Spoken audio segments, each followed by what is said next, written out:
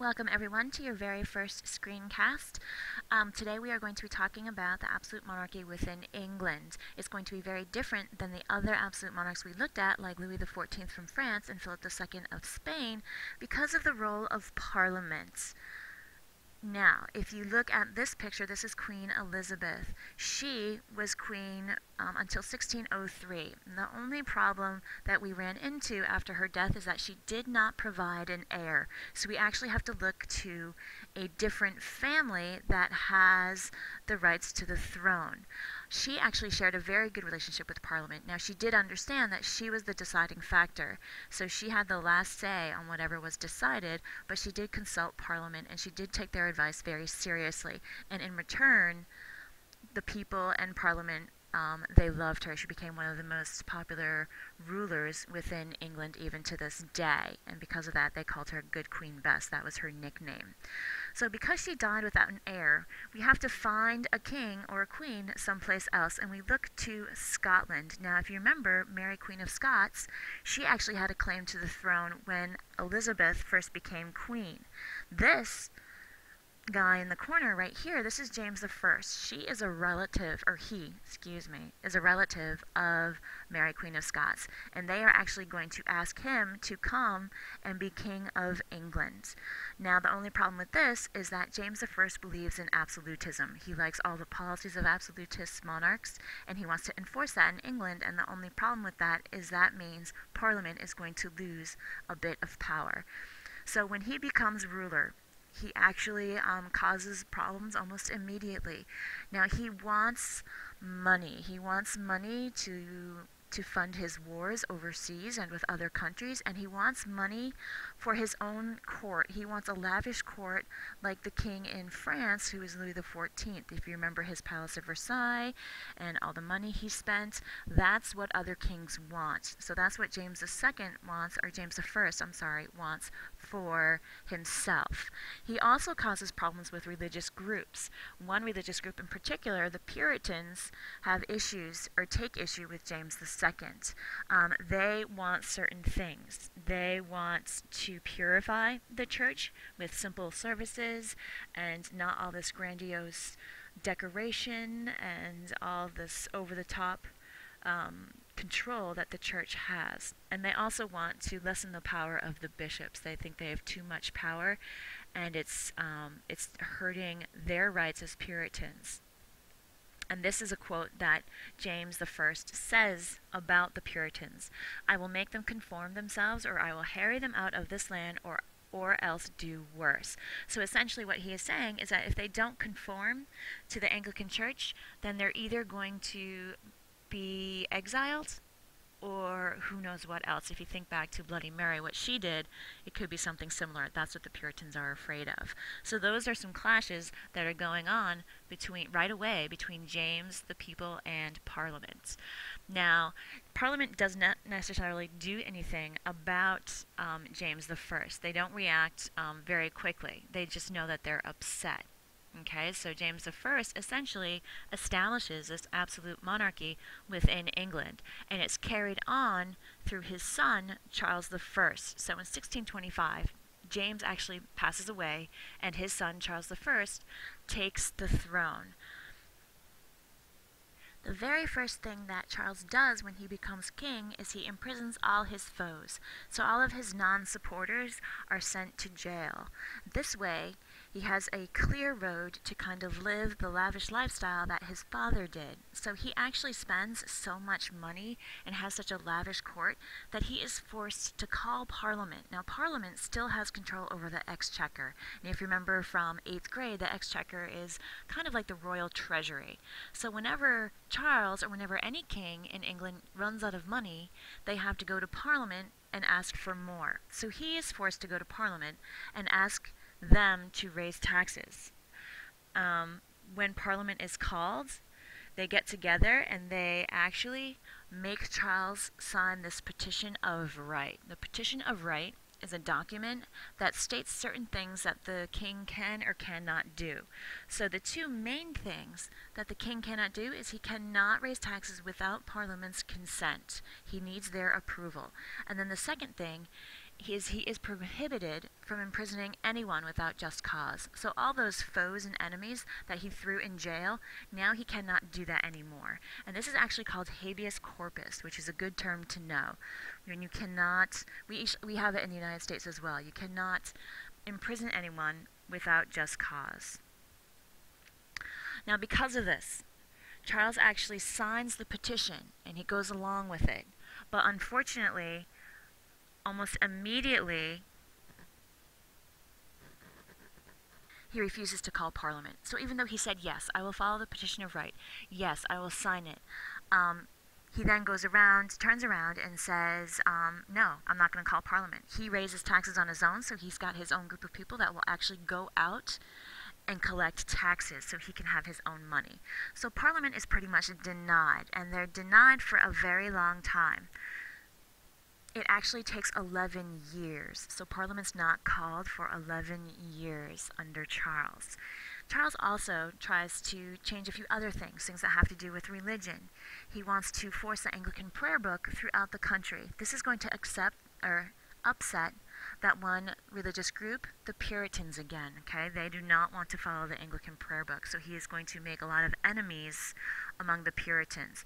And he actually comes up with this idea with this guy, Archbishop William Laud of Canterbury, to enforce the Anglican prayer book in Scotland. Now, Scotland is Catholic, and this causes a lot of problems in Scotland. They actually have a revolt, and they fight off all of the Englishmen coming in, all of the clergy coming in to try and enforce this prayer book. Now, whenever you have a revolt or whenever you have a battle or a war, you need money. So this actually forces Charles to call Parliament again. Okay, this is the Scottish Rebellion. This is an etching of it. Okay, what goes on in Scotland because of Laud and because of Charles. There's a huge revolt. This is what Charles needs to suppress, and he needs the money in order to do it.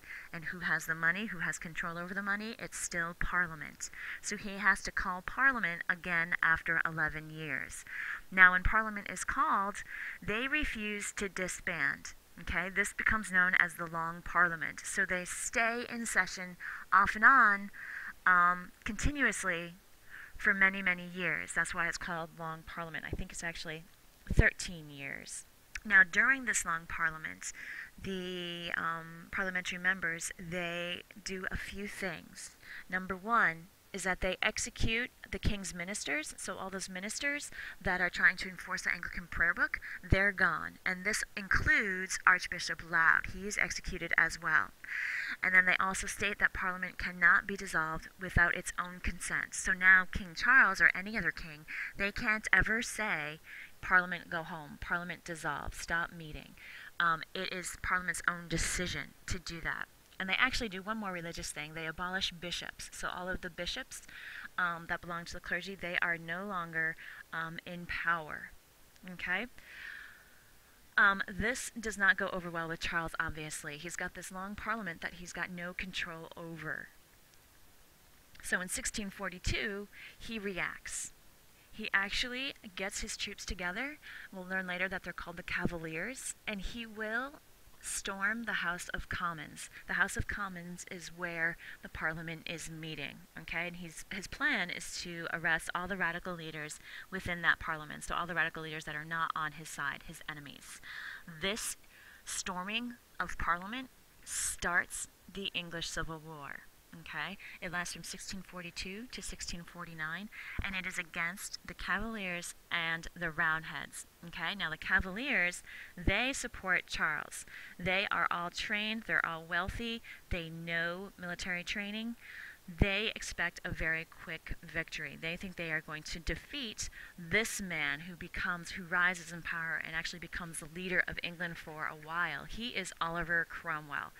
He is fighting with the country gentry, okay? He is fighting with those Puritans who are so angry with Charles and all the artisans and manufacturers. It's not as well organized or as well trained as the Cavaliers, but they are able to actually defeat them. This new model army that he has created, that's what they are called. They defeat the Cavaliers and they are able to start anew with a new kind of government. Now, if you click on this picture, this is from Marston Mills, I believe, the battle, the drawing. That's what it's supposed to represent. If you click on it, or if I click on it, there's going to be a little video that you can watch. It's Lego animation, but it's about the English Civil War. So here you go.